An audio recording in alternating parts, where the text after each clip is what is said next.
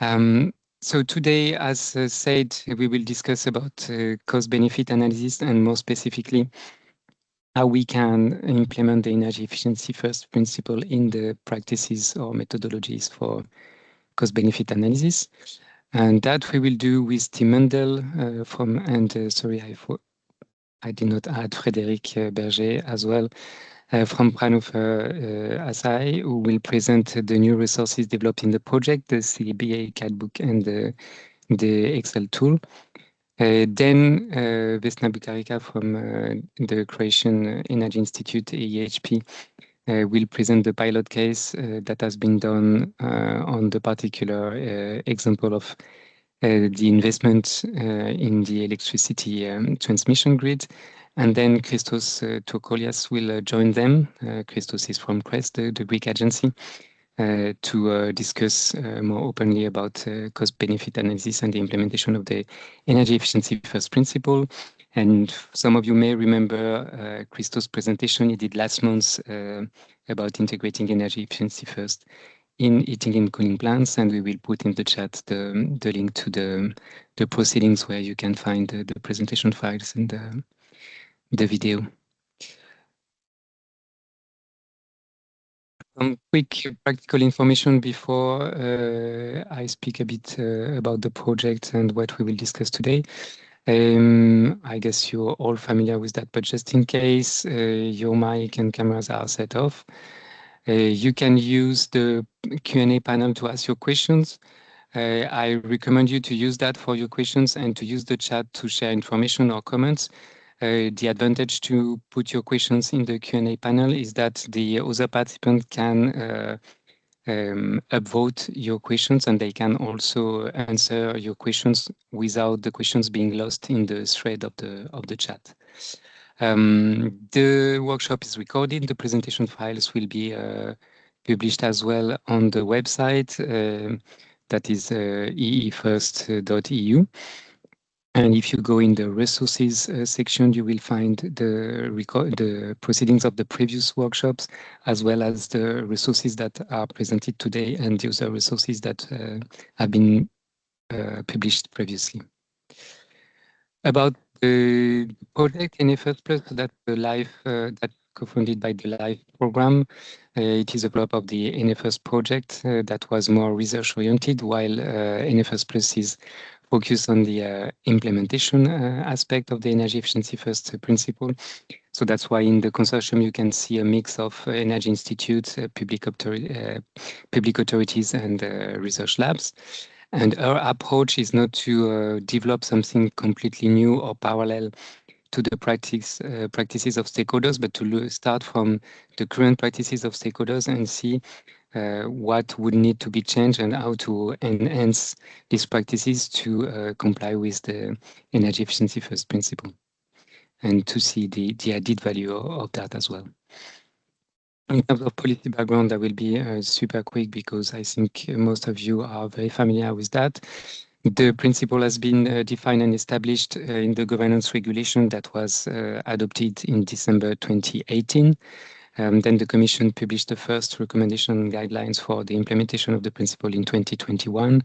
And in 2023, with the recast of the Energy Efficiency Directive, the new Article 3 provides a clearer basis for the implementation of the principle in terms of scope, but also in terms of what aspect needs to be covered. And the cost-benefit analysis, for example, is one of the aspects that is highlighted in this article. And you have the link here that you can find in the presentation file later, where we analyze the latest development in the EU background.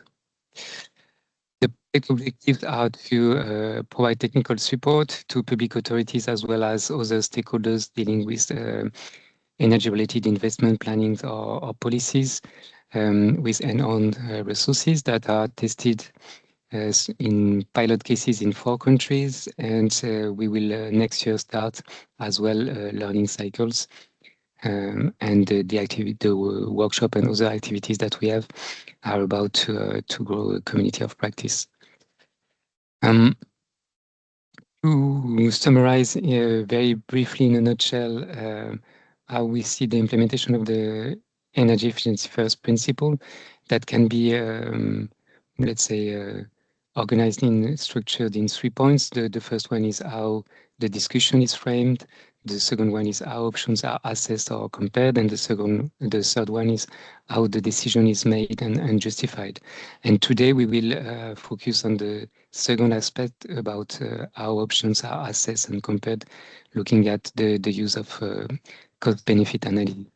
And if you want more details about these 3 points, I refer you to the presentation made at the previous workshop in November. As well, so today there will be a discussion about cost-benefit analysis and the resources that have been developed by the team of Hannover ASI, and as well the pilot case done in Croatia by EHP about investment in transmission grids, and about the 3 other pilot cases that have been done in the first cycle. You can also find on the website the workshop that we did in October and November about them. So here again, that's just a quick overview of examples of resources that you can find on the website, and you have the cover page of the CBA guidance that Tim will present in a minute. What next? We will continue the discussion about cost-benefit analysis in January. At the end of January, you can already book that in your calendar, and we will share the registration link in the chat. And that will be, let's say, the second part of this workshop. Today, that's more the ENEFIRST Plus partners who share what they have developed and tested. And then in January, we have experts who agreed to share their own experience, notably from the European Investment Bank and COE. So stay tuned. We will share more information early January, and we hope that you will be with us on the 29th of January to continue the discussion we start today. That's it for the introduction. I'm happy now to hand it over to Tim Mendel first, who will present the new CBA guidebook developed in the project. So Tim, the floor is yours.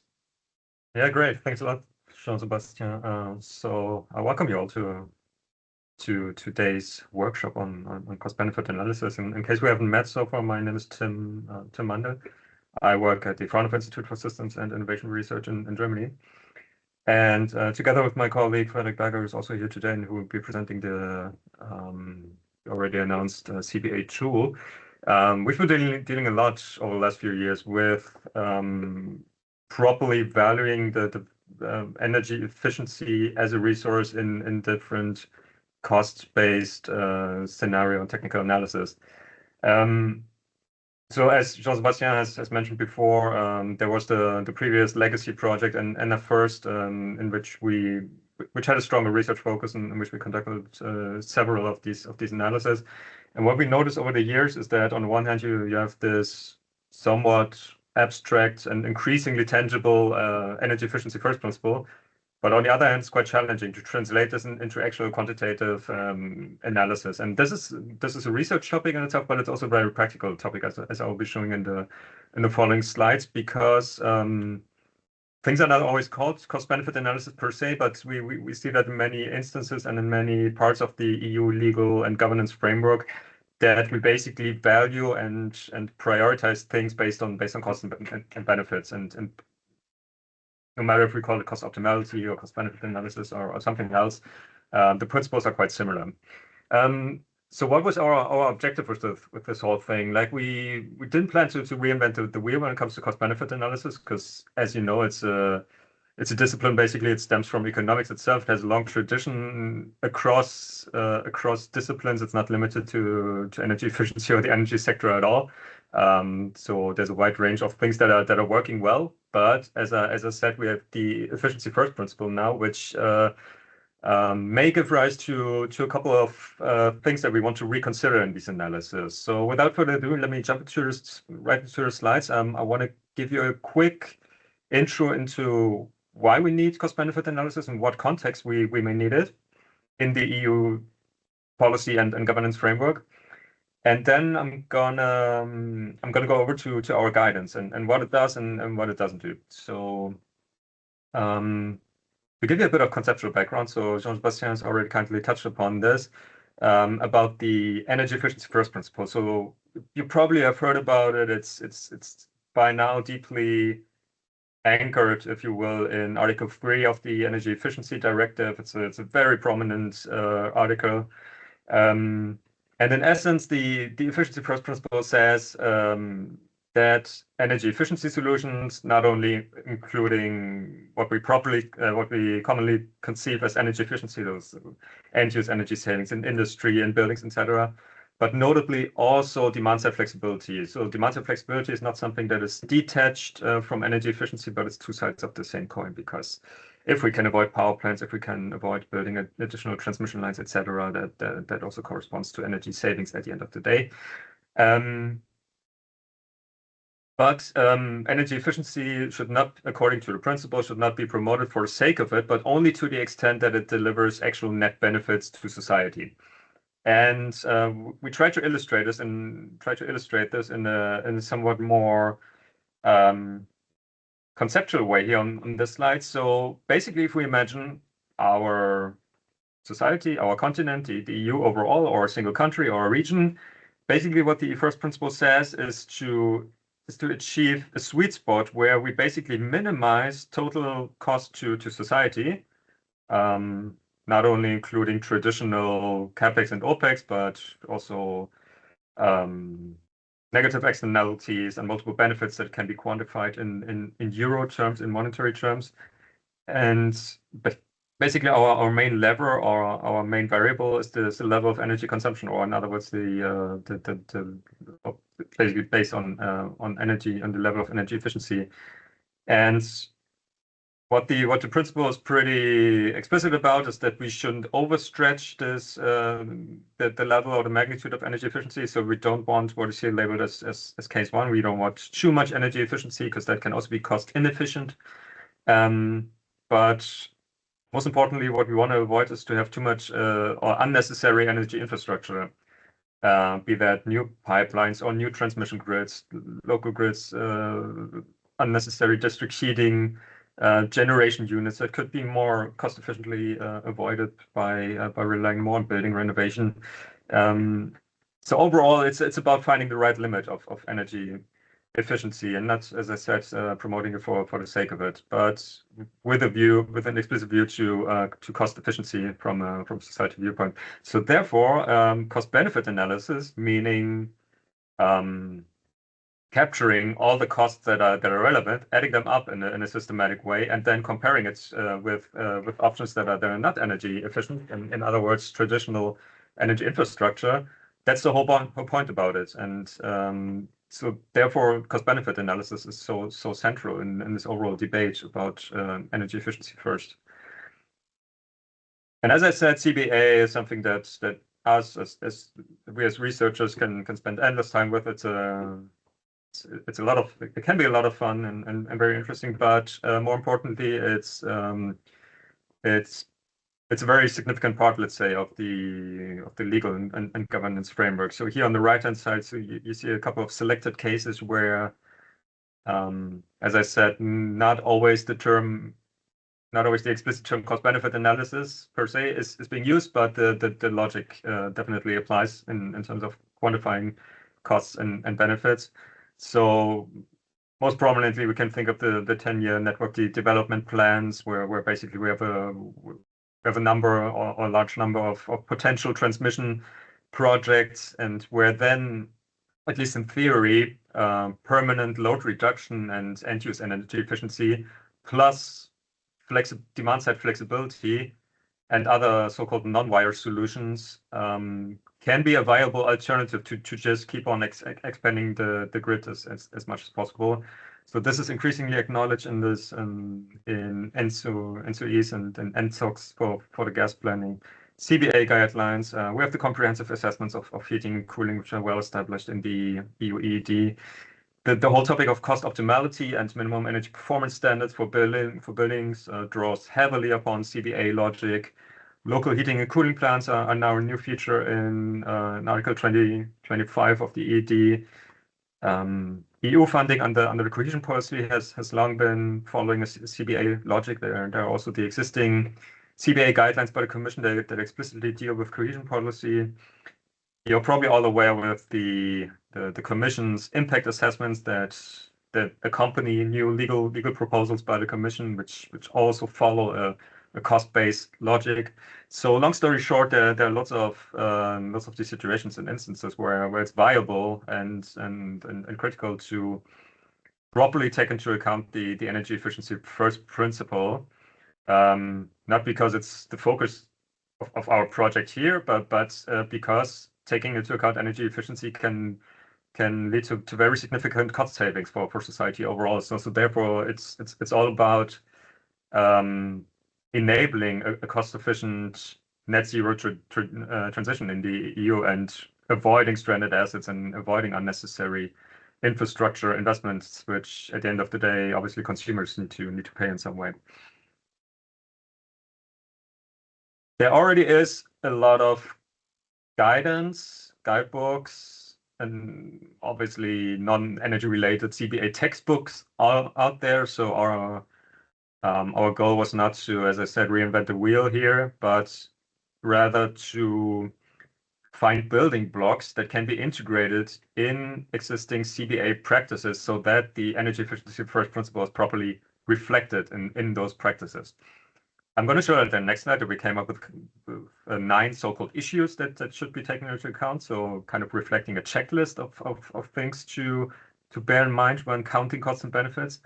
But let me just highlight a couple of biases and a couple of shortcomings that we see in existing guidance. So this is not meant to address any of these guidances specifically, but things that we notice over time. One of them being a supply side bias in the options set. Basically meaning that end-use energy efficiency and demand-side flexibility, and also efficient conversion in the energy supply chain are not necessarily considered or assessed on a level playing field with traditional generators, lines and poles and substations and storage units and whatnot. So what we often see is that energy efficiency is taken into account, but typically through exogenous, so basically pre-made assumptions on how, let's say, heat demand in a country is likely to decline in future, and often reference is made to the NECPs. But in our view, this is not sufficient to properly do justice to the first principle. But instead, we should consider all the options side by side, and then find the right mixture, as I showed in the first slide, that basically minimizes cost to society overall. Second issue on which a lot of research and practice has been done over the last few years, notably in the MICAT project that you may have heard of before, valuing the wider benefits, as the Commission calls them now, or multiple benefits as we did before. So these are often undercounted, or they tend to be optional in these guidances. But if we take the first principle seriously and focusing primarily on the societal perspective, there are a whole lot of indicators and cost items, let's put it this way, cost items, that basically should complement the traditional set of CapEx and OpEx and etc., including the negative damage or negative externalities of greenhouse gases. And we can also include air pollution and water pollution. We can look at societal health impacts, economic impact, and so on. So, and the second issue is also about, or the second bullet point right here is also about properly integrating multiple benefits into cost-benefit analysis, because not everything that is a multiple benefit also makes sense to be accommodated and side by side with other cost items in a cost-benefit analysis. And finally, perspectives and transfers are often mixed. So as I said now a couple of times, energy efficiency first is much about the societal perspective. But as you are probably aware of, there are other perspectives that can be taken in a cost-benefit analysis. notably the private perspective, be it of energy companies or individual consumers, or there's also the state perspective, which should not be mistaken or mixed with the society perspective. So state perspective meaning state budget and the state treasury, like the inflows and outflows of taxes and subsidies. But the state is not the same as society. So society is really basically the sum of all individuals, of all companies in a given region, in a country, in the EU overall, and basically valuing what is best for society. So that's not a trivial task, as we can imagine. So long story short, we came up with this CBA guidance. As I said, it's not supposed to start from scratch and start from zero when it comes to cost-benefit analysis. There are brilliant textbooks out there to get the absolute basics. But instead, we present in this guidance, which we initially wanted to keep it short, but we ended up with about 60 pages. But also a lot of illustrations and tables and examples to make things tangible. But in essence, it comprises 9 issues that you should keep in mind in order to properly reflect the first principle in your cost-benefit analysis. And I want to emphasize and I want to highlight this. We are not focusing on a specific CBA case here. So we're not focusing this guidance on the 10Y NDP process or the comprehensive assessments for heating and cooling, but these rules, if you will, these 9 commandments that we came up with in this guidance are supposed to be universal in the sense that all of these CBA practices that are outlined in the previous slide can be addressed. So that's kind of the key feature of this guidance, which at least in our perspective can make it very, very useful. And I forgot to mention this earlier, but you may have seen in the EED in Article 3 that the European Commission is also tasked to develop an own CBA methodology that member states are supposed to use, which, by the way, was due by April 2024. So the Commission is a little late in providing this guidance, but it'll be interesting. Like once that is all official, we can put our guidance and the Commission's guidance side by side, and probably we'll see that they complement each other quite well. But that's just a little side note. Let me shed some light on these issues in the guidance. So here you basically see all 9 of them in a very outlined form, and basically when you open the guidance, there's no need to read through the whole 60 or whatever pages and from the very start to the end. You can delve individually into the individual issues. There's an introduction chapter as well, which kind of explains what I tried to say in the last 10 minutes in a more concise form. But afterwards, you can basically dive into the individual issues. And today, just to touch upon some of these issues, I'm gonna show you some slides about the second issue. No, the first one, I mean, considering the full range of energy efficiency solutions. So I'm going to get right back to this in a second. And you see the other issues right here. So issue 4 may seem familiar to applying appropriate discount rates. So this has been a very also political issue for some time, but by now there's some more consensus on how to properly deal with this, but still we put it on board here. Transfer payments is a quite technical topic that is sometimes neglected, especially when it comes to the society perspective. So this is also hopefully an interesting read. Oopsie. Distributional impacts is a key factor because CBA is often blind to distributional effects. So it kind of raises the question. On the one hand, we want to optimize things for society overall. On the other hand, we may have adverse impacts on certain demographic groups. So how do we reconcile this, and how do we bring this together? But as I said in the following, I want to highlight like 3 of these individual issues to give you a better idea what they are about. So let's start with this issue number one, considering the full range of energy efficiency solutions. So that involves defining what energy efficiency solutions are actually supposed to be and supposed to mean. So energy efficiency solutions is a term that the Commission has now adopted in Article 3 of the EED. And so we put some thought into this, and also compared it with the Commission guidance on ENEFIRST. And based on this chart from our legacy and in the first project, we came up here with a very non-exhaustive chart of what energy efficiency solutions, in contrast to traditional energy supply infrastructure, comprise. And it's highlighting here also that it's not just about classic end-use energy efficiency like building renovation or efficient appliances and all these things that we've been discussing for 30 years or more, but also demand-side flexibility. Some might say, hey, how is demand-side flexibility saving any energy? We're just shifting energy from peak to off-peak times. What's the point about it? I briefly mentioned this before. Like if we use energy flexibly in response to market signals, we may avoid that a peak power plant is used, but instead variable renewable generators, and we can also reduce the usage of power lines and therefore kind of achieve secondary energy savings. So less energy needs to be transported all the time.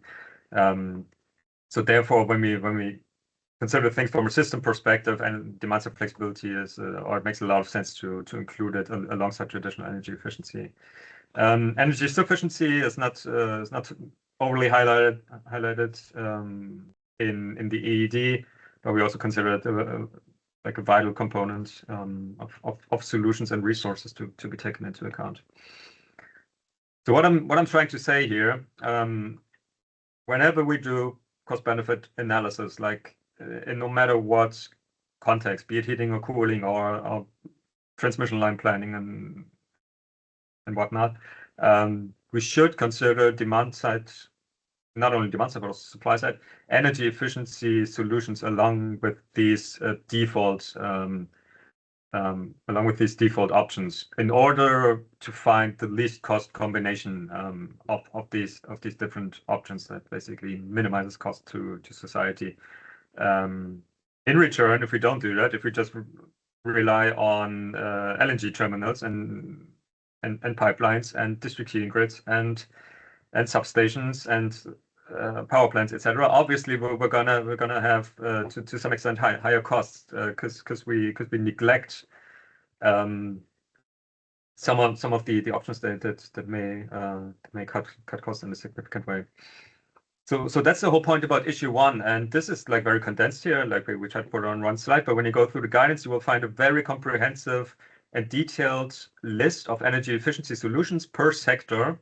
So for building sector, for the industry sector, but also on the supply side for gas supply, for electricity supply, for heat supply, etc.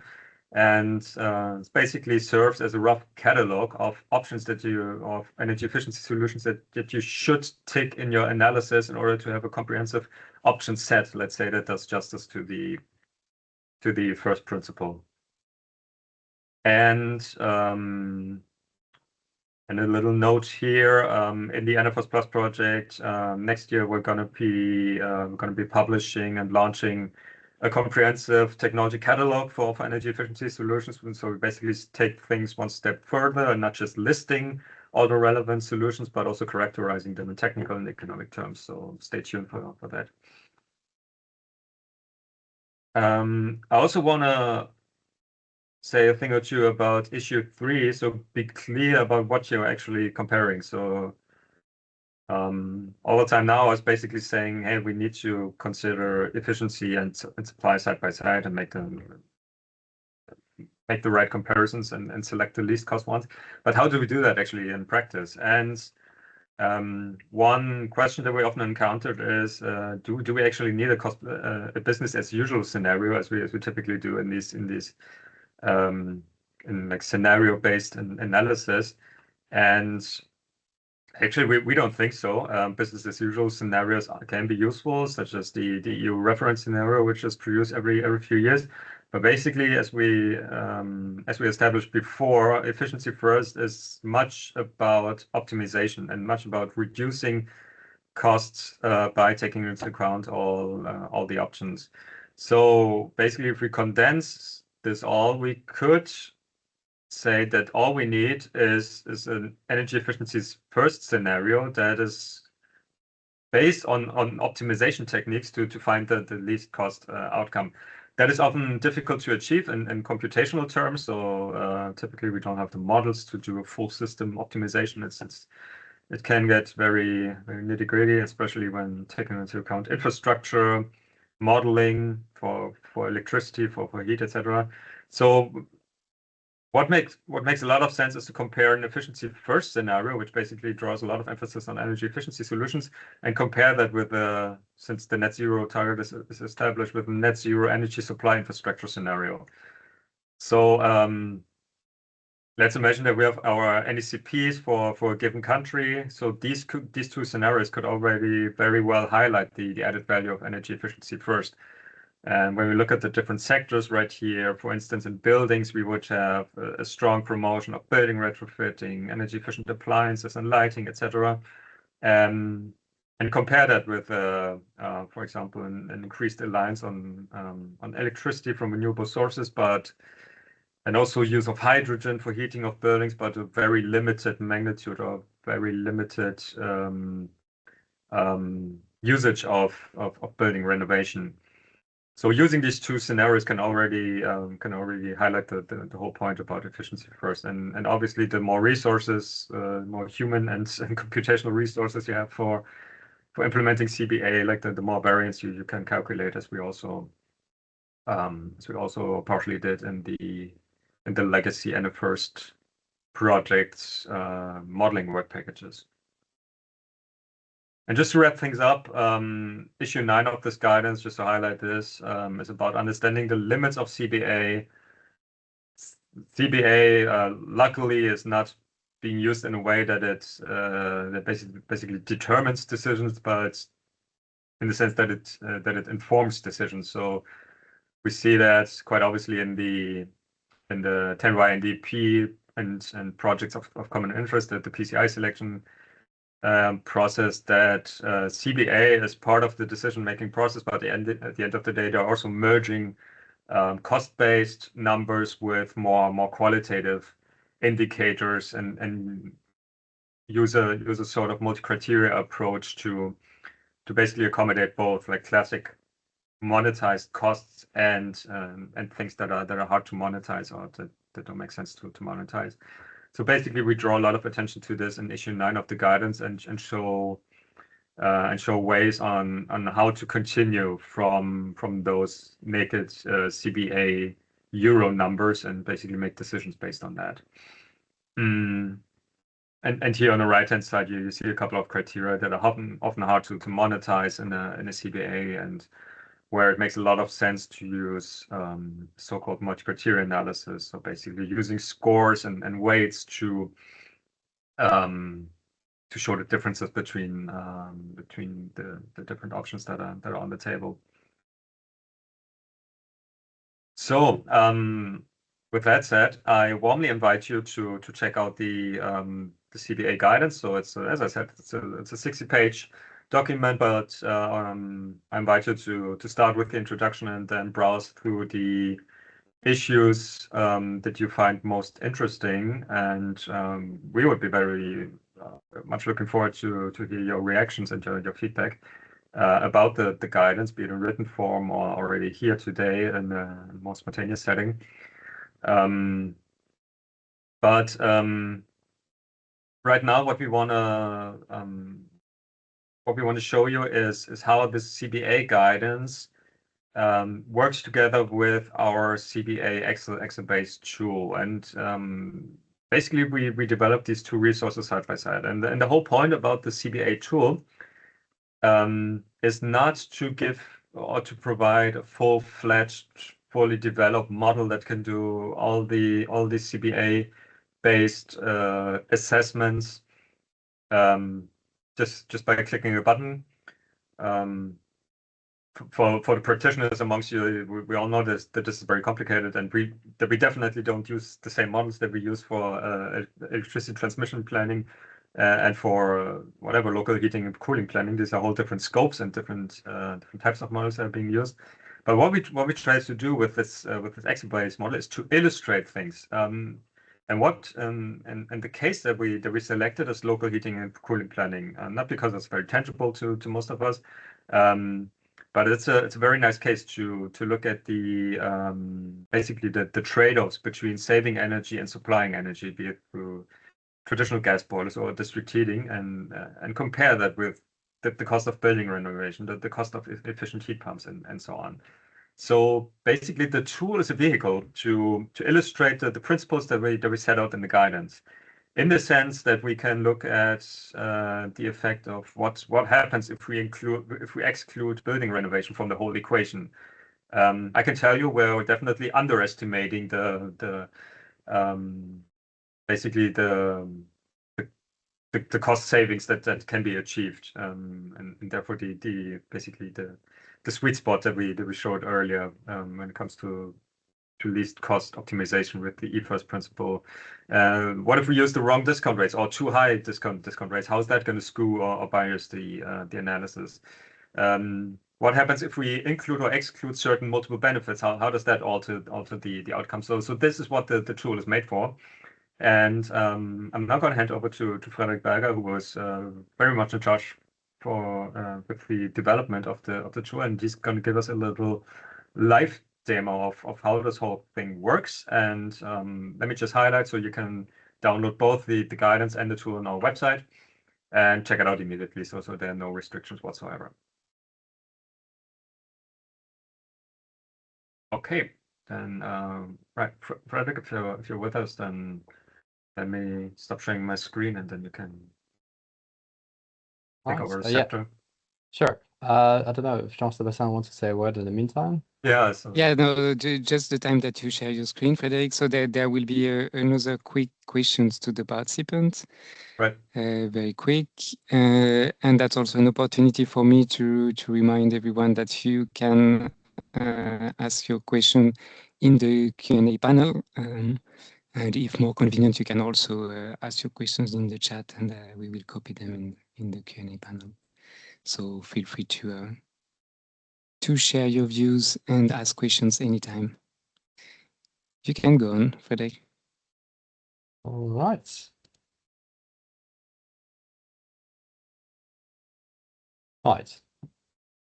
So I think Tim already gave a good introduction of the scope and the idea behind the tool. So basically, it's all about comparing those more energy efficient reliant scenarios to no efficient scenarios. And as he described all the details about it, but basically what we thought is we're gonna what are the aspects we want to focus on in terms of results that come out of this. And on the start page, we have a kind of overview into this. So basically, on the one hand, we kind of wanted to have a comparison of both scenarios in terms of typical KPIs and metrics that we know, levelized cost and net present value and these kind of things. But also what we wanted to look at is the energy efficiency gap in the sense of when is it like in general for society most efficient to use more energy efficiency, and is that actually aligned with incentives for private decision makers, whether it's the homeowner or a company and all these kind of things. In this case, it's a homeowner or the building owner, but basically see if these things are aligned, because those are the ones who actually take the decisions. And actually seeing how could policy change this? Can we affect this using grants or soft loans and changes of charges and taxes and all these kind of things? And the last thing we wanted to highlight that Tim already mentioned was this concept of certain benefits not being monetized. And the ED, when it talks about the energy efficiency first principle, also mentions energy poverty. That being said, energy poverty is not known to actually improve your cost benefit assessment. So typically it costs more to do the same savings among energy poor households. It does have a value, but what is the value of doing the savings there instead of somewhere else? So it's about how do we include these kind of things into a CBA, and it's not really specified in the Article 3. And there's not really like a lot of ideas how to do this. So we had a proposal how to do this, awaiting the overall value, but we're going to get into this later on. So basically the tool starts with this overall description and idea of the tool, and then we get over to the settings page. It's there's a lot of things you can select, but I think the main things are in this first box of things. So basically select the country. So we have the coverage of all EU countries, and then you can specify the buildings you want to use. So we have data from the building stock observatory regarding the building types, but you can of course change this. You could, for instance, also use a certain number of buildings that you want, and you can actually recalculate the distribution proportionally. Let's see if it works now. Yeah, there you go. But you can also just change the values within the table. If you have a certain municipality you want to address and you know the building stock there, you can do this here. Well, for now, let's stick with the national building stock. And in the same sense, you can kind of look into what do I want to see as options, but also what do I want to exclude from the assessment if you have a certain path. So for instance, if you say we live in a very dense place, so it's hard to do groundwater heat pumps, maybe you can go ahead and just disable these options. In the same sense, if you say, well, it can't be an option for a major city to just have biomass everywhere because of air pollution, you can disable this here as well. And along this thing, you can kind of specify and tweak the little parameters to best fit what you are looking for. And across all of these things, there's always those little boxes that kind of tell you what the idea behind this is and what the toggle does. Right. If we go through this at the end, we can calculate the results, and we get some results here. So that's the first page of our tool. So there is along typical metrics of CBA. We want to see, well, how does this energy efficiency scenario compared to non-efficiency scenario affect levelized cost of heat, or the costs, basically overall the cost of the system. We have here the marginal cost curve for the measures, comparing the two scenarios and seeing which kind of measures the energy efficiency scenario is kind of composed. And we also have here annuitized costs, comparing the additional costs of the renovations we have here and of networks and so on to the benefits that come alongside it. And the second tab we have here is about this energy efficiency gap that we see. So I think those two graphs show this quite clearly. So what you see in this graph is how much cheaper the energy efficiency scenario for a certain number of building is. And you have the private perspective here in this bright blue line, and then in dark blue, the societal perspective. And when those lines are above 0, it means energy efficiency is cost effective, and when they are below, it means the status quo is more cost effective. And you have the same distribution down here for the different building types, and you see the cost savings per building. And what the idea of this is, on the one hand, kind of showing this gap and seeing if the status quo is actually basically in favor, aligns the incentives that we have societally with the investments we have on a private perspective, and see which kind of part of the building stock the issue lies. Now, what is to be said is we don't have the subsidy schemes in these figures by default, but you can add them with the second part, the policy options you see on the right. So if you tick this little box at the top, it means that we use that those values are going to be used in the next calculation. And we see already, if we use those the things that are ticked now, so the grants and the fixed interest government loan, we can see an effect. And basically now it allows you to play around with all these kind of things and tweak your measures and your policy options around. So on the first part, we have subsidy rates, quite straightforward. For the measures themselves, just investment grants. The second thing we have are fixed interest government-backed loans. So it just means the interest rate is fixed and not what we assume is default by a bank.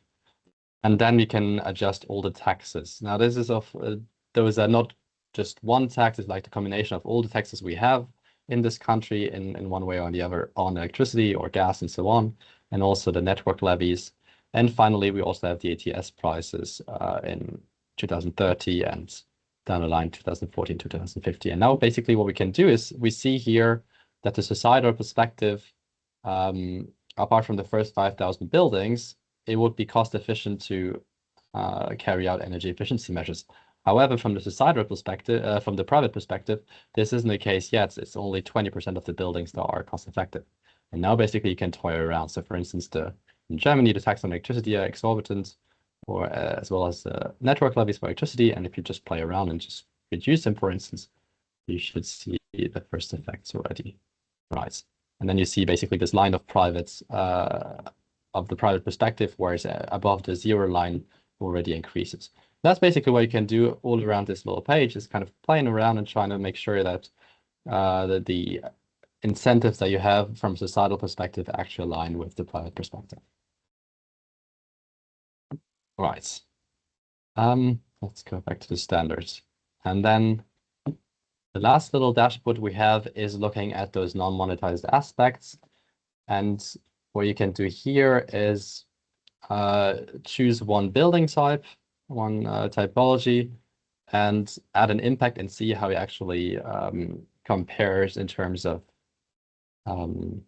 compares to the cost optimal scenario and in terms of cost, but also in terms of the impact you're actually looking for. So for instance, if you look at certain quite new buildings, and we want to focus on energy security, and want to see the least imported energy, basically it might not be cost effective, but it might be better to reach this target. Yeah. And the same thing can be done for energy poverty, for instance. So if you want to see how many people are lifted out of energy poverty, then you can use this figure and see how cost effective that is. That doesn't look good. All right.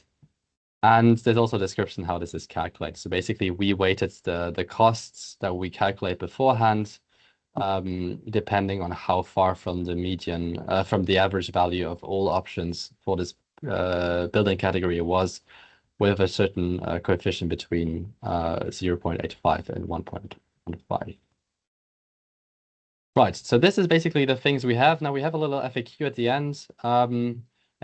So it just covers the main questions. So basically, how do you navigate this tool? How do info buttons work and data and sources and so on? I think one interesting point is it's also possible to use without the use of macros, and so there's a little description how you could go along and do this, because it changes a couple of things. But in general, we actually put in the work to make sure that works as well.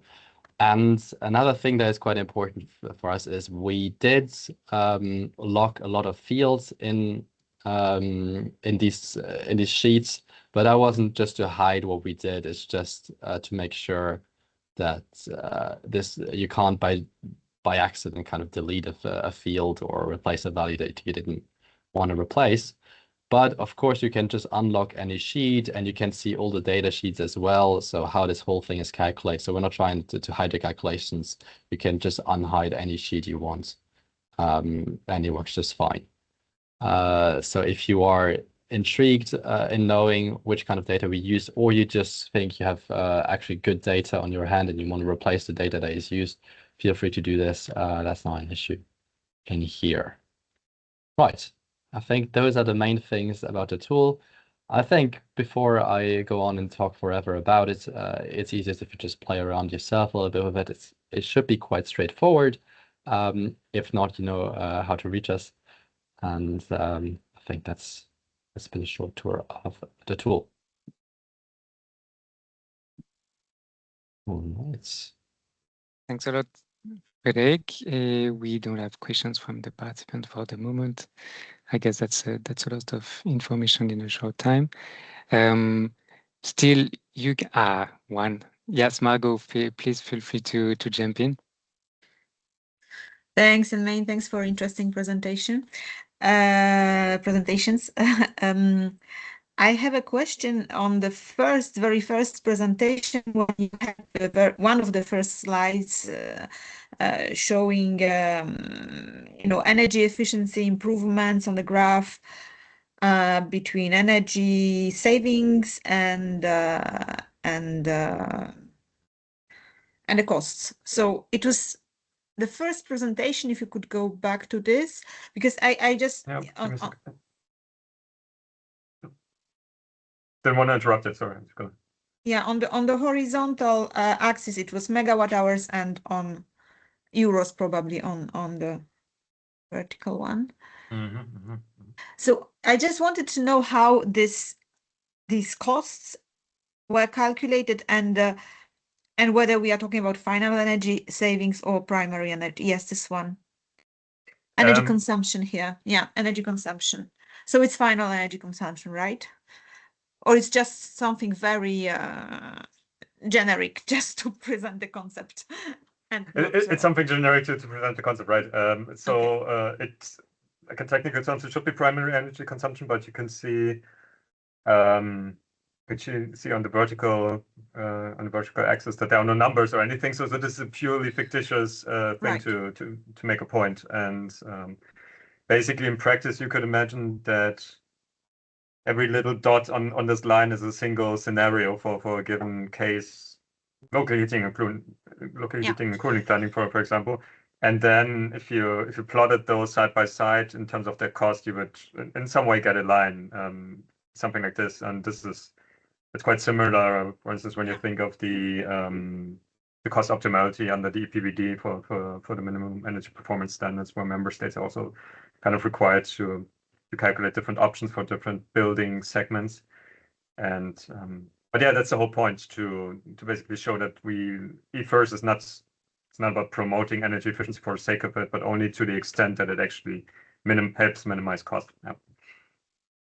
Okay, so I have a thought about it, but it's just very intuitive, and maybe you wish to explore it once. I don't know.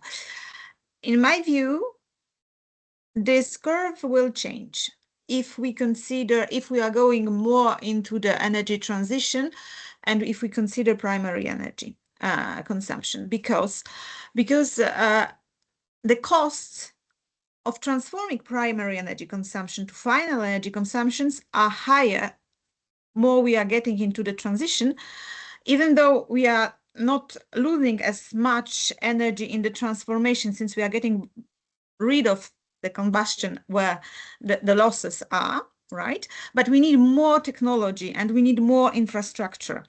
And in somehow, I think it's more costly if we consider primary energy input. If we need more primary energy, it will be more and more costly from the system perspective, because we will have bigger and larger system to deliver. You see, so I'm just wondering that if this curve is not different, if we are going on with the energy transition, and if we consider costs of primary energy input. Yeah, it's a very good point. Like personally, I don't think I mean it's a fictional graph anyways, but the message wouldn't change that much, because in our previous and our legacy and our first project, we did a very comprehensive modeling study for the EU overall, so a little bit of self-advertisement here. But basically what our results showed for the energy system decarbonization in the EU overall is that either you can put a large emphasis on deploying as much as wind power and PV and grid expansion and district heating, etc., plus hydrogen, or you go for a more energy efficient route, including building renovation, efficient appliances, efficient processes in the industry, etc. And those two sides are interrelated. Like as you said, Margot, if you use less energy, obviously there's less wind turbines and less PV and less hydrogen capacity, etc., needed to reach the net zero target. And I can post a link in the chat later to our previous study. It shows us quite well. Thanks a lot. And also in another graph, you showed that the costs, the societal costs are above zero, but not the net. No, sorry. What was the other costs? Yeah, the direct energy efficiency costs, I think. No. And on this, I'm just wondering why it is not cost effective to renovate, for example, buildings. You mean the numbers that Frederick showed in the Excel tool? I think we need to step a little bit more into the details here, but maybe to condense things in the tool, basically we show the added value of the ENEFIRST principle, and I think it makes more sense when you check it out, when you go through the tool and click a few buttons, etc., and see how the results react. But basically, by making this comparison between a no efficiency future, which in this very specific case of heating and cooling is just gas boilers and building grids and building pipelines, and compared to an energy efficiency first future, which includes heat pumps, which includes all the nice things like building renovation, etc. And we can see the delta between those two, and that was what is basically chart was all about. And if I only had a quick glimpse as well, but if I remember correctly, like the chart was pointing upwards and basically showing a net benefit of energy efficiency, or of actively taking into account energy efficiency as part of the solutions. And in the tool, you can select country-specific data. You can define your own building stock, and I can pretty much guarantee that for no matter what country, we will see some benefits by taking into account energy efficiency. So yes, but my point is that only the societal benefits were above zero line, you see, and so I don't know. Maybe Frederick can explain this. Right. Yeah, it's so we kind of split the work. So but this basically what we did is for every building type kind of see how much does every option cost. And effectively in Germany, for instance, that was the example, the taxes on electricity, for instance, right now. They might change in the future, but for now they're quite high. And the same is like for the grants. If you still had quite high grants for certain legacy technologies, if for people effectively it was still cheaper to do the renewable thing. I mean, it also once again depends on kind of the discount rate you use for private users as well. We started with, I think we use 6% here.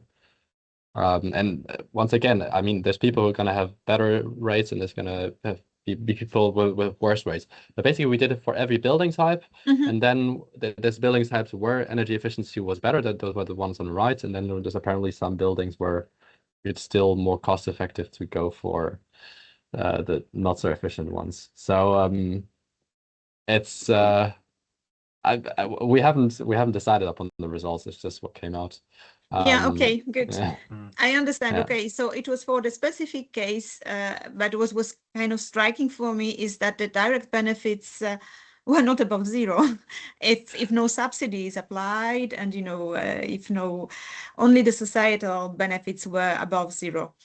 So it looks like it was not cost effective to renovate. So we used 6% also to take into, well, I know it's bad practice, but kind of like taking into account subsidy rates, taking into account transaction costs, because I can explain a homeowner, it makes total sense to invest 200,000 quids and it's going to all come back, but 200,000 euro debt feels bad, so people are less inclined to use it. So we use the 6% rate to kind of reflect it as well, in the same sense that it was done in studies in the EU.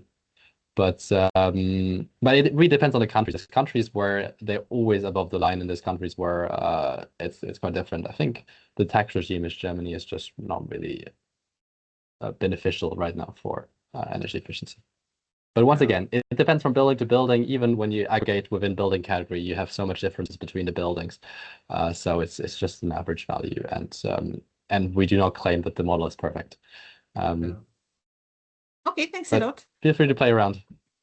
Yeah, and just to highlight this again, like obviously you're free to use this Excel-based model for your local heating and cooling plants if you want. But we wouldn't recommend that. Like the model is quite technically it's quite sophisticated for what it does. So there's a whole full-fledged individual building modeling in it. There's very comprehensive cost benefit analysis. So you can definitely work with that, and the numbers are plausible. But just use some caution in interpreting and basically upscaling those numbers to any political decisions that you're trying to make. And just to highlight this, as I said before, the tool is about basically it has a sort of educational value, if you will, by enabling users to basically check out or to comprehend the effect of different settings in the cost-benefit analysis. So we often say that discount rates this is way too high, but what's the effect actually? Like, what difference does it make? And this is what the tool is made for. And one last thing that I wanted to highlight, because you also drew some attention to this, Marco, which was great, is issue 2 of our guidance, which is about taking into account all relevant costs and benefits in the CBA. Because we talked about societal cost before, but here we draw a lot of attention to what this actually means and how this can be systematically approached. So we spend a lot of time in finding a suitable framework, which we also basically use in the corresponding tool.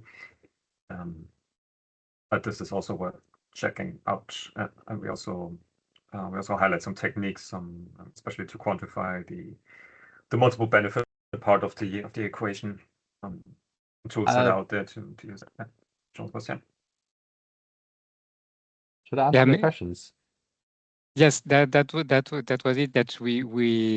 That's a very interesting discussion. I fully support that, and I think also that's a very good example. Thanks a lot, Margot. That the more we hope that the more stakeholders will use the tool and look at the guidance, the more questions they will have, and that's also one of the objectives that the process is to also to question how the decision is made and to improve transparency and rationale for designing subsidy schemes, for example, or to decide about taxes, as Frederick was probably meaning.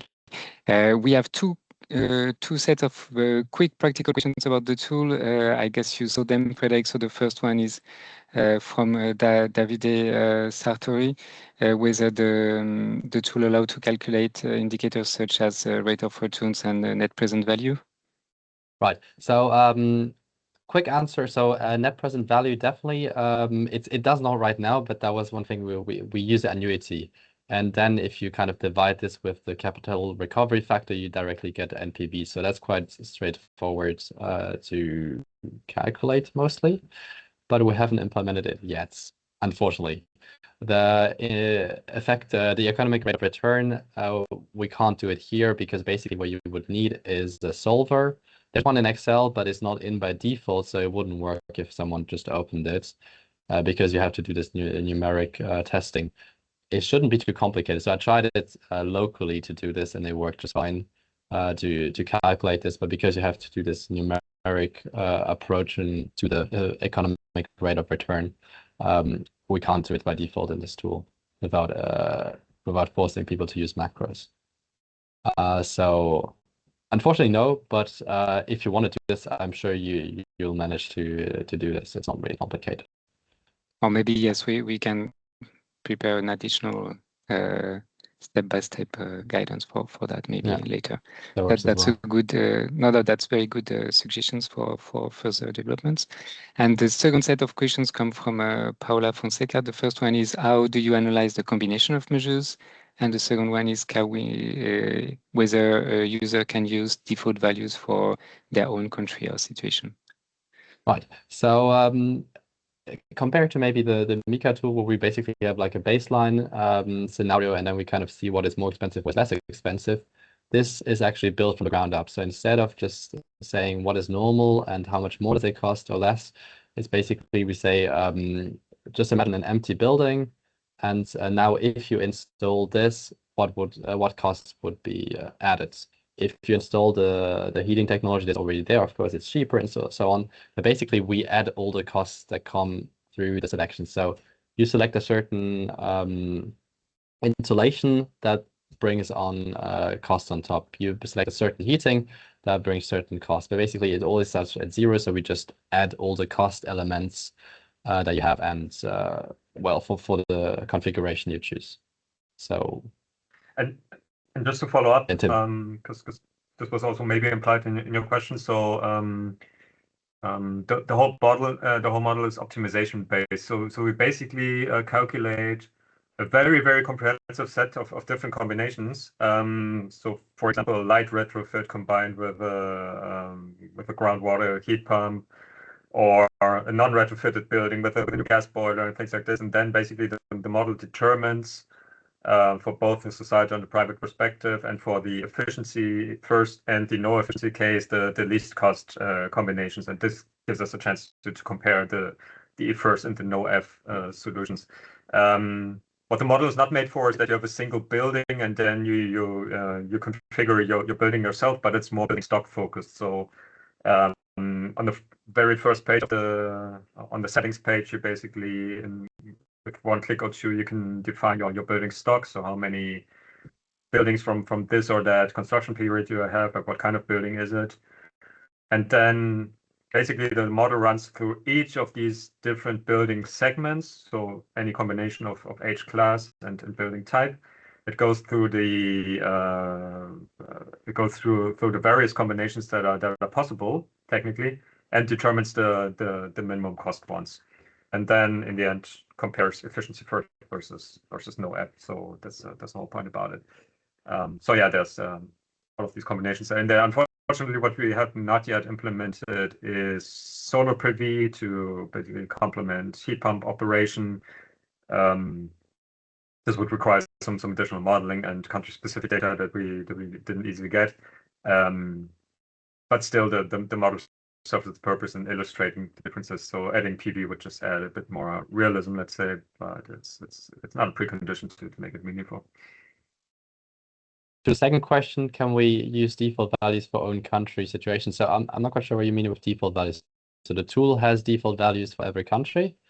In the end, when in like the locked version, you can only change the distribution of buildings, because as Tim said, the whole tool calculates building segments separately. That being said, if you're willing to dig a little deeper, you can unhide a lot of sheets, and I can assure you Tim's models are very clean. So I've hardly ever seen a model that is as clean as this one. Could be because of me, but basically it's so there's data tables for all the things that I use. So there's never something that is hard coded. So you always have a data table where you can change things and where you can adjust all the parameters to your liking. It's a lot of data, but it's still quite clean and understandable, I think. So there's possible to change values definitely. Thanks, Frederick. Thanks, Tim. We can come back to you if there are further questions later on. Now we will go a bit further in practical implementation with the creation pilot case, and I'm happy to welcome to the stage Vesna Karika to present an example looking at an investment in electricity transmission grid. Vesna, the floor is yours.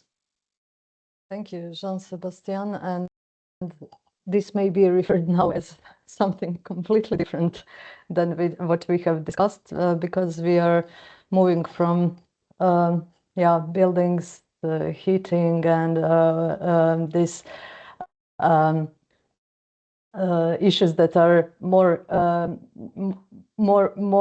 familiar for energy efficiency practitioners than this area that I will now talk about, and that's basically basically area of networks and in a particular development or development and investments in transmission networks.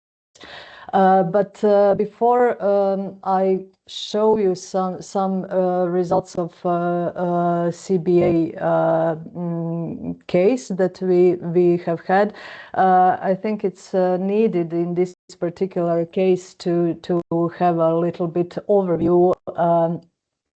Because we are introducing, let's say, the principle into the area that is not typically concerned with energy efficiency.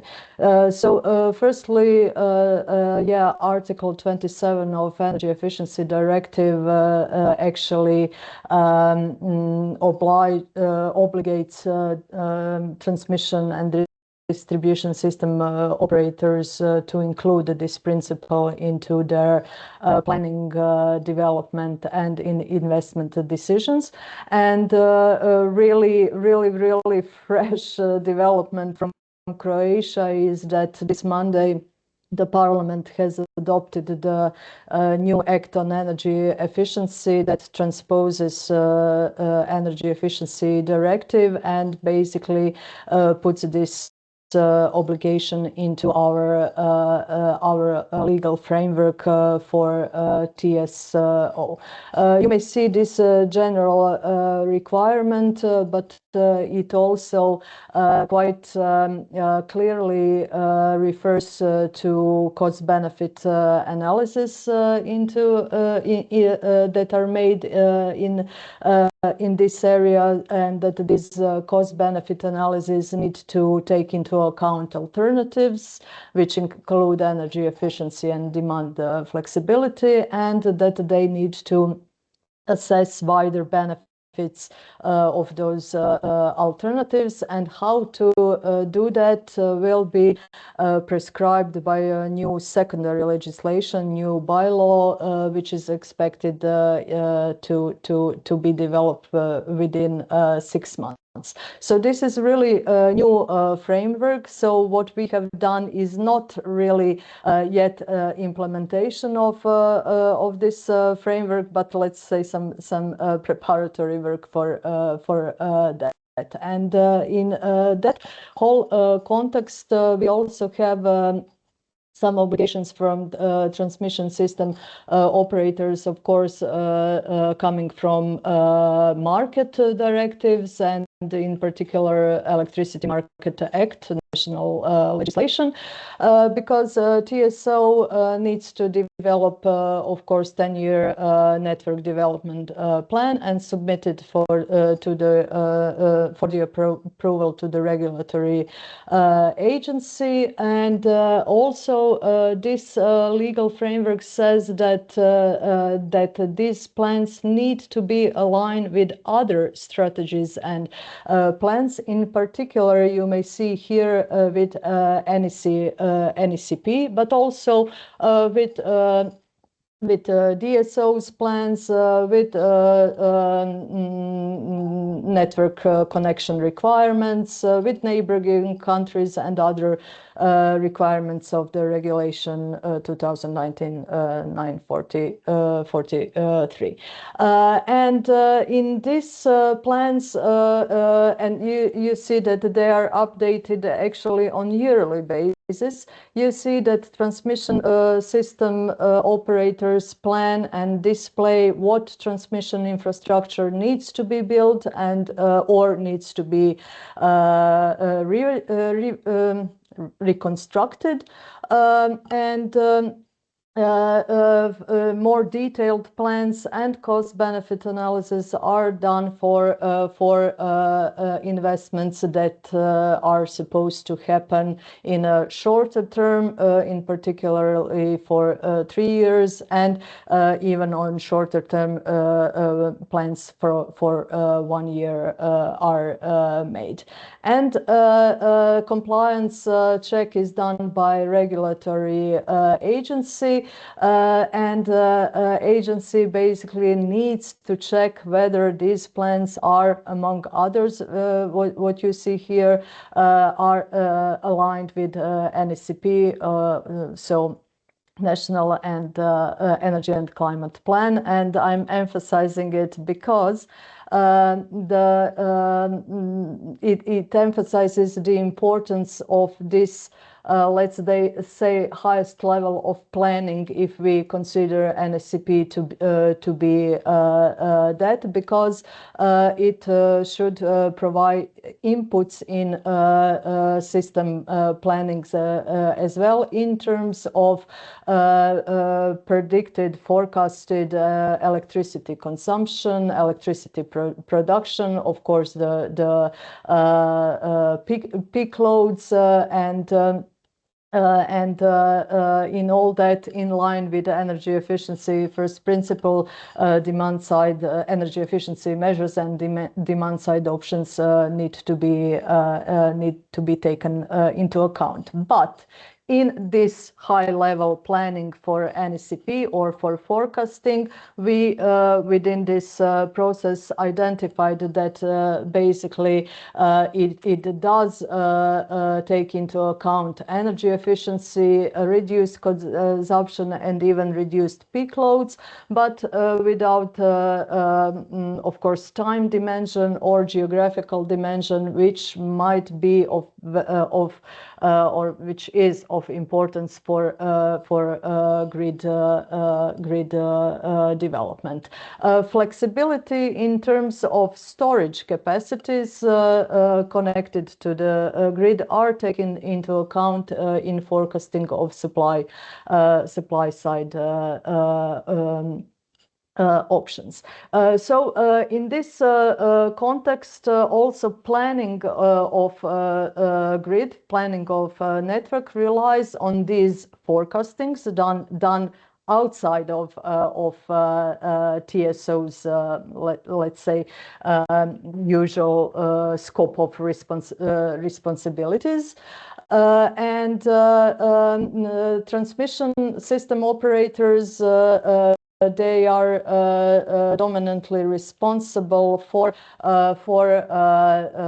transmission system operator, for security of its operation, and for security of supply. And in that sense, their focus is not on energy efficiency measures or flexibility potentials, but on topological requirements that or new topology changes in the grid to ensure stability and security. Why this long introduction before CBA? Because when you come to actual CBA practice, the first rule, as Tim showed, and as you may read in the guidebook, is to identify alternatives and to take into account this demand side flexibility, energy efficiency measures as an alternative to grid expansion or grid reinforcements. This example is, let's say, a kind of a reality check that this is not always possible, and maybe if there are practitioners here from transmission side, they can confirm or not this. But in this particular case, we as a team looked at existing 220 kilovolt line, which is 70 years old, which has a security issue, and whose and the revitalization of this line is absolutely necessary. More so because it is positioned in our system in the area with rapid development of new renewable production. So basically, when you look at the alternatives in this kind of case, it's interventions into the grid are unavoidable. No non-grid solution, non-wire solution, whatever we call it, is possible to ensure reliability and security of the system. So in this case, the issue is not whether replace it or not, but the trade-off or alternatives are whether to replace it one way or the other. And this one way or the other, the first way was to keep it as a single line and replace existing conductors with high efficient HTLS conductors, and the second option is to transfer it into double line, which requires, of course, then changing the poles and more, let's say, aggressive interventions into the environment, especially if you put then into combination also construction of new 40 kilovolt lines, which was also considered to based on power flows. So this is basically to show that maybe not always what we energy efficiency experts think that should be put as an alternative. The second issue that also is worth maybe mentioning in this is this second recommendation from our guidelines is to account for all relevant costs and benefits from social perspective, and that is usually also done for transmission system projects. It is also recommended by usual CBA methodology. But the issue here is that really precise impacts or benefits can be determined only for let's call it energy related welfare. So the issues that are strictly related to security of supply, impacts on consumer prices, emission reductions, higher possibility for renewable integration, and of course climate benefits in terms of CO2 reductions. What could not be precisely taken into account or monetized are some other recommended wider benefits for the whole society, like health impacts or local air pollution reductions, because where to put the boundaries. The transmission line is in really not heavy inhabited areas, but it could be looked this air pollution could be looked from maybe more renewables and so on, but it's really hard to take into account, and that's why pragmatic approach was taken to take into account what can be really evaluated and put as an input in CBA. So basically the CBA results show that this let's say the option, energy efficient option with a single line and efficient conductor is preferable from the society point of view in comparison to alternatives which are doubling the line. And although this doubling the line could in some future take over more renewables, but the risks of not happening of more renewables overweight the potential benefits. So it was only according to CBA evaluated as the most preferable solution. And this is basically how it looks like in transmission system. And with also one note that this whole example is not more than 100 million euros project. So basically not falling this threshold given by Energy Efficiency Directive. But this provided us this exercise, let's call it, that we have done within this project, provided us a list of issues that we see needs to be further explored. And maybe just to quickly go to the last two slides, the first issue that we will really examine within the house, within Energy Institute, as we have practitioners from different areas, CBA, transmission system, and energy efficiency, and planning.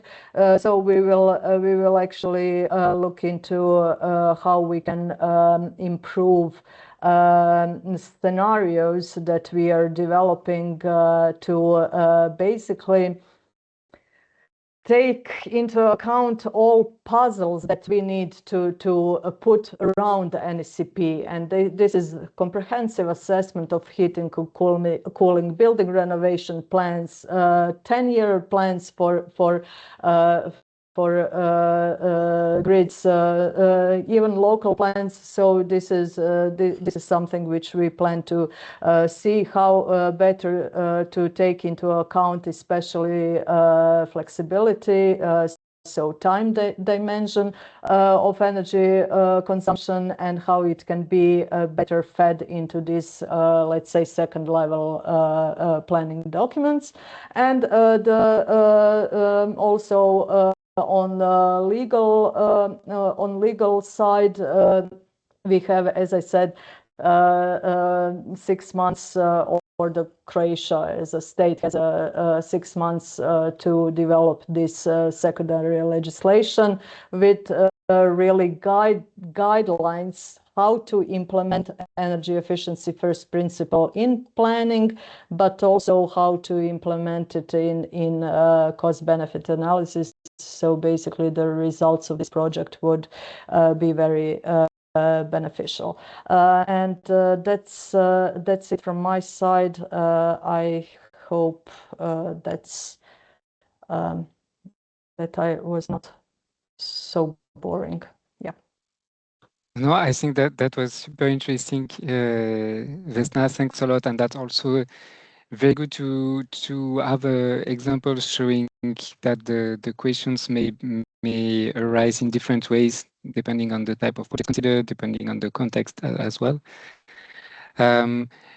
Quickly, we have a practical question from Paola Fonseca again.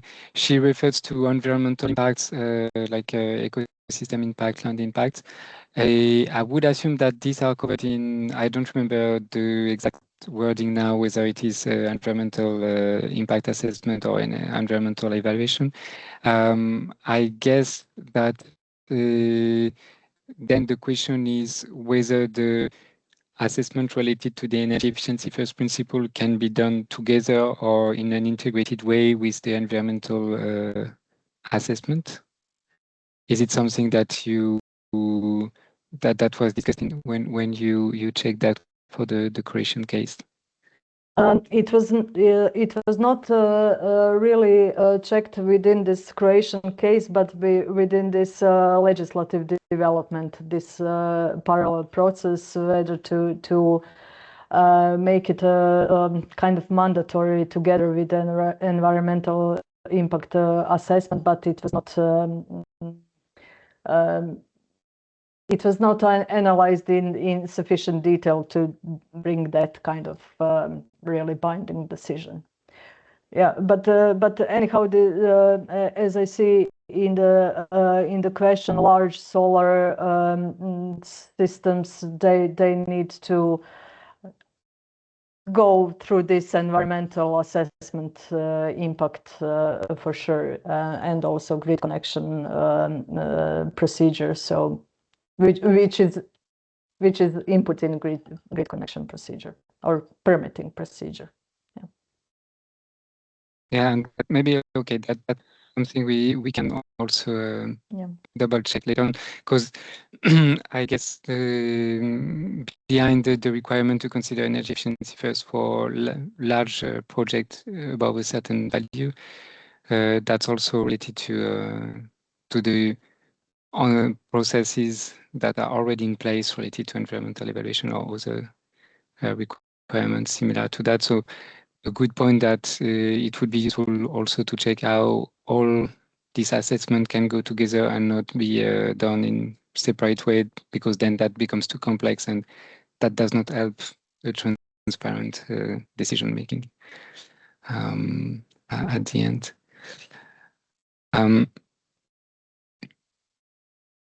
I see that we are already a bit beyond time, so I'm not sure we will extend too much the discussion now.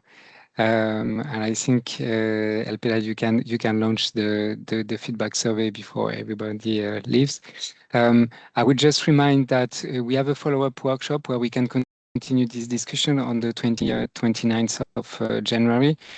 Let me put again the link in the chat where you can find the short description and the registration link.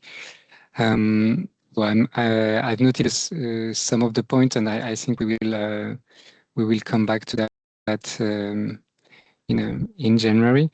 But I don't know if some of you want to add a concluding remark before we close the workshop, and maybe Christos, if you want to react about everything you've heard during the workshop, making the link with the cost benefit analysis you did for the comprehensive assessment on heating and cooling in Greece. Yes, thank you, Sebastian. I agree that the tool that we saw today is very useful, and it is needed in order to facilitate the conduction of the cost-benefit analysis. As you know, we had the first pilot case within an ENEFIRST Plus project in order to assess different, let's say, options for the identification of effective heating and cooling technologies in Greece. So we think that we apply the coherent and transparent framework in order to assess on the long-term basis the different options, and this is very valuable in order to take into consideration, let's say, an increased number of options, including combinations of intervention in the building envelopes and heating and cooling systems. We think that we select a well-balanced mix combination of different externalities and environmental and microeconomics and energy security, which is very let's say, hot issue nowadays. So yes, I think that we had a successful application. We managed to check the consistency of the obtained results with, let's say, the provisions of the NECP, and we started the discussion in order to see how this approach will be applied during the energy planning, during the revision of the NECP, because I think that we have to move from the current practice, which is, let's say, to find the least cost solution and to find the most beneficial for the society solution. Another conclusion was, okay, it was very fruitful, the engagement that we have with the involved stakeholders is very crucial in order to understand all the steps and to, let's say, not to have the concerns about the complexity of the CBA. Yes, if we manage to standardize the approach, it is feasible, let's say, to conduct this approach.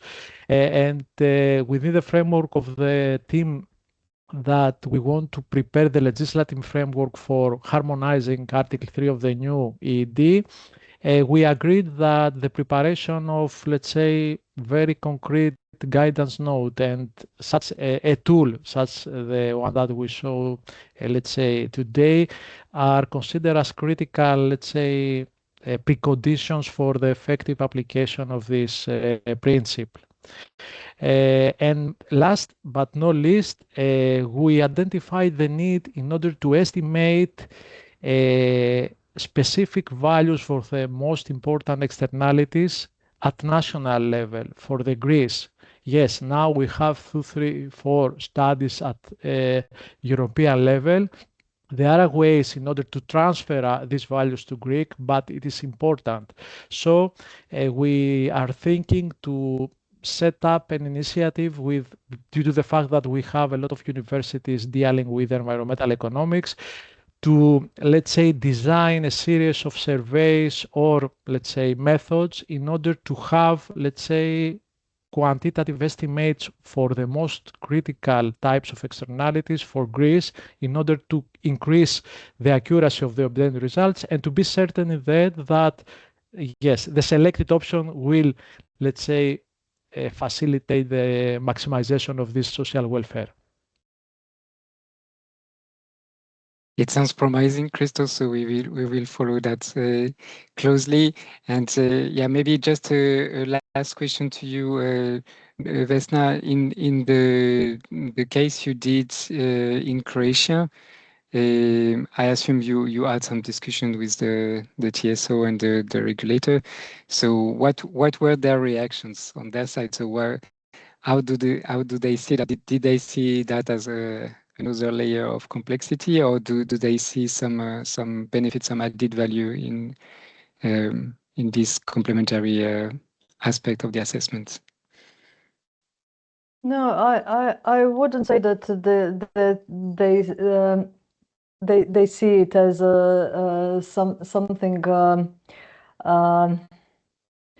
very problematic, but expect TSO, but expect really better inputs on this higher level, because you know, when we started discussions, there are two lines of energy efficiency that they see. First is this high-level planning, and they're saying, okay, if the energy consumption takes into the scenario takes into account energy efficiency measures and reduction of consumption, that we have taken it into account in that matter. And the second is second type, let's say, of energy efficiency that they are taking into account is a reduction of grid losses. So basically, they also see when you're changing the lines and conductors with HTLS, then that's energy efficiency, because the same line on the same pole has a better or higher transmission capacity than the old one. Also when you change transformers, you're changing them to more efficient. So this is also reduction of losses. So that way they see it, they have taken into account energy efficiency and consequently energy efficiency first principle. And the second line that you will hear from TSO and really justified is that they have their scope of work and they have their responsibility, and that is the grid, so they can only guarantee and they can only plan what is under their jurisdictions. So basically within this this context, we believe that these improvements, as I said, in planning are needed, and in CBA, because CBA are really most often outsourced from the TSO to make independent CBAs is to as Christos said, also give guidelines, give monetization of these other impacts. So that is kind of for expert community to do, not really to TSO, and I'm sure the agency will also then follow compliance as prescribed by legislation. So there is a lot of work to do still, and we have now nice insights, but we all need to be, let's say, respective of let's say other side, not to push, you know, you need to put energy efficiency first and no grid expansion at all. That's not the case. Yeah. No, I think that's all clear, and that's also the approach of the project to start from the stakeholder practices to understand their own views, their own processes, and as far as the electricity grid is concerned, I guess there is also some work on the energy efficiency side to demonstrate the reliability of energy efficiency as a resource. I think that's also quite a field to develop. And definitely that's one of the takeaways I've noted from today. So one is that energy efficiency first does not mean that no investment is needed in infrastructure. I think that was clear from your presentation, Vesna, and from Tim and Frederick. I think it was a very good example that the principle can help to design public policy so that they can align the private perspective with the societal perspective. I think that's two key points we have discussed and illustrated today. With that, I think I will free you because we are already quite behind the agenda, and I thank a lot the participants who stayed until the end. I hope it was interesting to you. I thank a lot Tim, Frederick, Vesna, and Christos, as well as Margot, even if she left already, for the discussion. Big thanks also to Axel and Elpida for managing the logistics behind this workshop. I wish you happy holidays, and I hope we meet again in January, 29th of January. I repeat again for the follow-up workshop.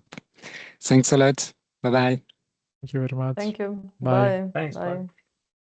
Bye.